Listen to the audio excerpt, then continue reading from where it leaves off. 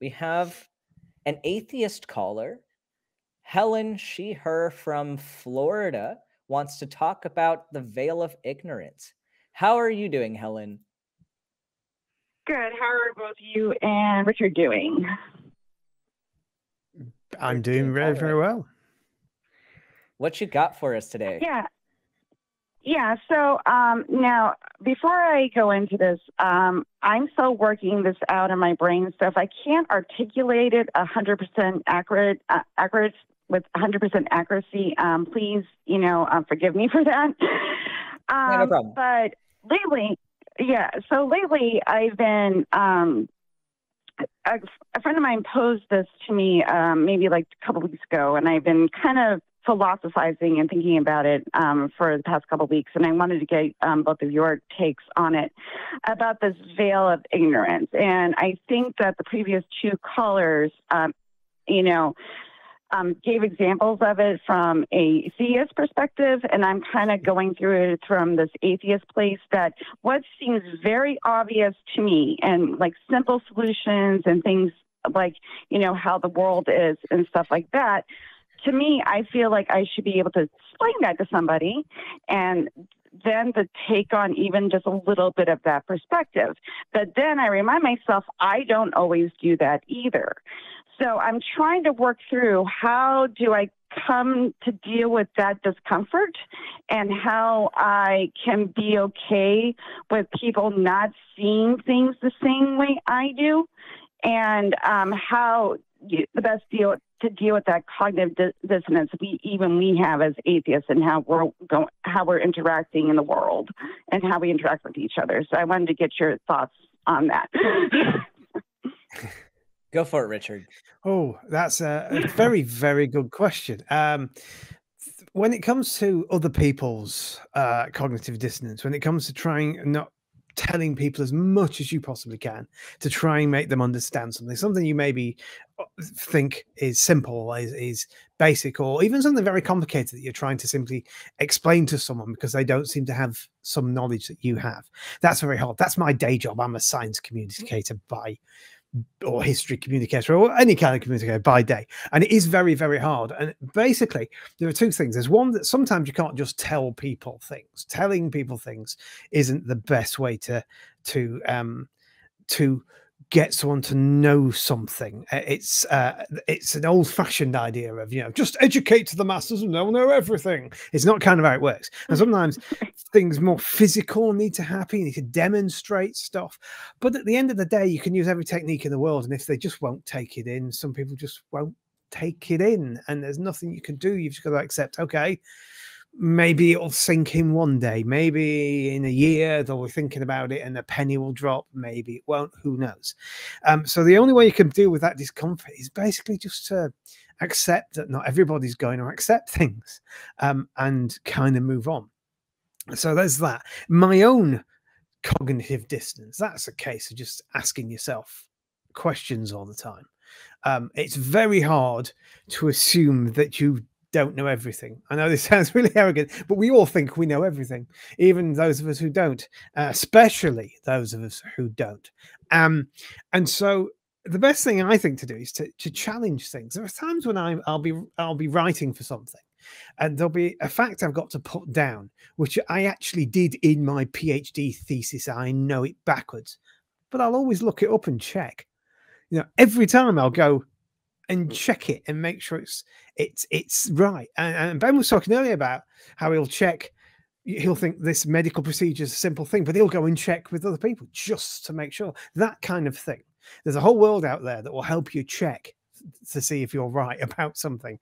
And I think that's the best way, and that's the best you can do. And sometimes you might still get it wrong. Sometimes you might still be ignorant of something, but at least you've tried. At least you've tried to do it. And again, that's how you live with it. You say, I've done my best. And if I'm wrong, I'll correct myself later when I find out that I'm wrong. Until I find out myself I'm wrong, I don't know I'm wrong.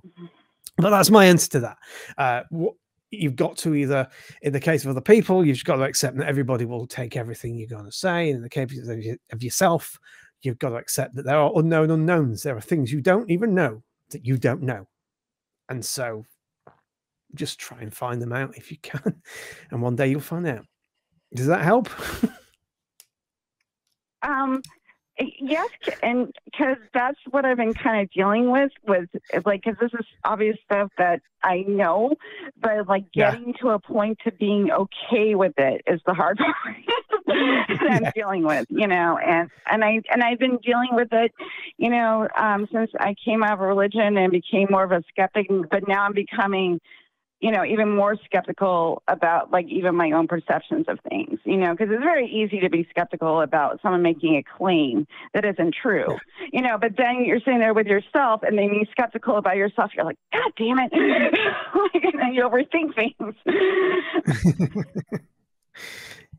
Yeah, it's a hard thing to, because I do my fair share of like science communication, because as a physician, like you have to do that. You have people coming to you for help and advice, and you need to find a way to communicate with them at a level that they're going to understand it and they're going to be able to make their own decisions about things. And it is very frustrating sometimes, because certain things that I know I've had years of study in, like it's pretty simple to me that like, yeah, I'm going to vaccinate my children if I ever have children, because it's simple to me. I understand why this needs to happen. But a lot of people, like, there's a lot of conspiracy theories going around because people don't have that understanding. And like Richard was saying, it's not enough often to just tell them what the right answer is, because I arrived at my position of knowing it's easy because of years and years of study. And the fundamentals that I had to learn to get there took a long time. And there are things that I know now as a physician that I didn't know at all when I was in pre-med. And I look back and I think, wow, no, I've come a long way. And if I feel like something is obvious, I think about, no, hold on, there was a time when I had to look up this very simple thing because I just didn't understand how it worked, but now I do. And so you have to be patient with people, and you have to understand that like they might not have the same experience that led them to the knowledge they currently have. And you can't just give that experience to somebody. And sometimes they have to go through that on their own. And I think a way to kind of help that is to kind of spark some curiosity in them, like get them to have their own idea to go learn more about it, because they might have to start off with some fundamental things, like even the simple questions of like, how do I know that what I believe is true? Like starting to process their own thought process and think like, why am I this confident? Like, because even getting them to ask themselves that question is the catalyst that will move them to go through the rest of those fundamental steps to get to skepticism.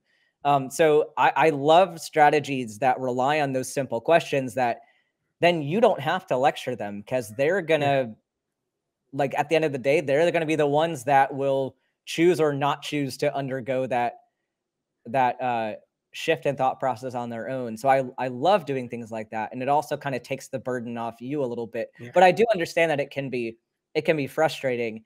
And then in terms of our own cognitive dissonance, like I love dissonance. Like, and it's oftentimes we view cognitive dissonance as something bad because we often associate it with the compensatory process afterwards of like, you know, adhering to your belief more and like going against your feelings of like dissonance to affirm your viewpoint that you previously had. And like, yeah, that's not great. But the actual dissonance itself, like the discomfort, is great. I love it because it's a learning moment for me. Like, it tells me there's something here that I'm inconsistent about and I need to learn more. And so it just makes me very curious. I'm like, what's the actual answer? And then I go and dig deeper, and it's just like, and that's what drove me to medicine in general, was the idea that like I was taught something in school that turned out to be false. I'm like, no, but what's the actual answer? Like, that's super cool. And then you get down this rabbit trail and you can never stop. It's like every time you get this dissonance, you just move on and you keep learning. And so I've learned to love that feeling of where your mind is just blown because you're corrected on something that you just didn't know before. I thrive in that. And I hope that other people take that as well. Like I think the discomfort is kind of fun. And I hope you can get there too. Yeah, I was just going to say, going back to where we started, me talking about the way emotion and cognition wrap together. This is a great example of that, because this discomfort is your body telling you something without verbalizing it, that something's wrong, something is incorrect, something needs to change. And so the best thing to do is to go with it and embrace it. And if you embrace it often enough, you do learn to love being wrong, because every time you find out you're wrong, you learn what's right.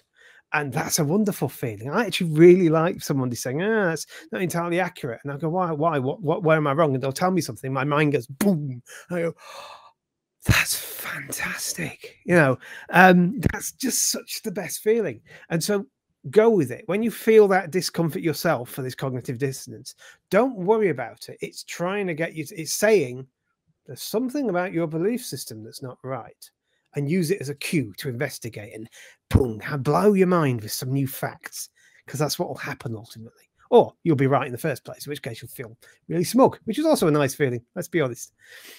So yeah, does that help? No, does that help? Oh, no, I was just going to say, I really appreciate both of your perspective, because, I've been, hanging in the atheist circles for a while, and though we get into discussions, there is still that camaraderie and friendship there, that you might feel a little cognitive dissonance, but, it's just accepted. But now that I'm moving into a space where I'm going to be talking to theists more, I'm going to be dealing with a little bit of those emotions on my end and their end. And I want to come from this place of acknowledging their cognitive dissonance and mine, and come to an understanding between the two, so I can have more productive conversations. So I really appreciate both of you that have done this for a while, finding that place to do it. So I really, really appreciate that. And that's why I wanted to ask both of you that question.